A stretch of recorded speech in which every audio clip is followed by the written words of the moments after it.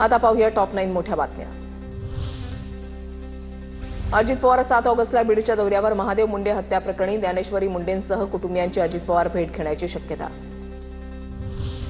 ठाकरेंचे माजी नगरसेवक रामदास कांबळे शिंदेच्या शिवसेनेमध्ये। कांबळेंनी पक्ष सोडल्यानंतर ठाकरेंच्या कार्यकर्त्यांकडून कांबळेंच्या फोटोला काळं फासत निषेध व्यक्त, तर काळं फासणाऱ्या कार्यकर्त्यांशी उद्धव ठाकरेंचा व्हिडिओ कॉलवरून संवाद। बीडमध्ये मनोज जरांगे पाटील असलेली लिफ्ट आदळली। पहिल्या मजल्यावरून थेट जमिनीवर आदळली लिफ्ट। जरांगे पाटलांसह सहकारी थोडक्यात बचावले। लिफ्टचे दरवाजे तोडून जरांगे पाटलांना बाहेर काढलं।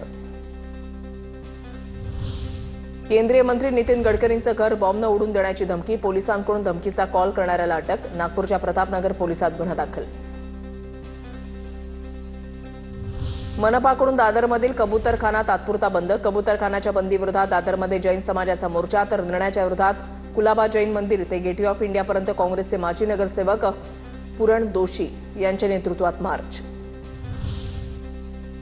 कबूतरखाना बंदीवरून मंत्री मंगलप्रभात लोढा यांचं महापालिका आयुक्तांना पत्र। जनभावनेची दखल घेऊन सुवर्णमध्ये काढण्याची विनंती। जनभावनेची दखल घ्या, खाद्याअभावी होणाऱ्या कबुतरांच्या मृत्यूंकडेही वेधलं लक्ष। महादेवी हत्तीणीबाबत वनताराचा व्हिडिओ पेटा इंडियाकडून पोस्ट। महादेवी हत्तीणीला कोणता आजार, कोणत्या आहाराची गरज, व्हिडिओतून माहिती। माधुरी हत्तीणीचं तिचं आरोग्य आणि रक्षण हाच आमचा एकमेव हेतू, वनताराकडून स्पष्ट।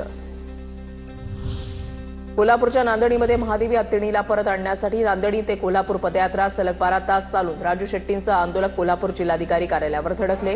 जिल्हाधिकाऱ्यांच्या मार्फत राष्ट्रपतींना पत्र।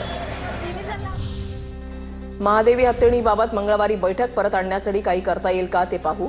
मुख्यमंत्री फडणवीसांची माहिती, तर महादेवीला वनताराला पाठवण्याचा सरकारचा नाही तर सुप्रीम कोर्टाचा निर्णय, फडणवीसांकडून स्पष्ट।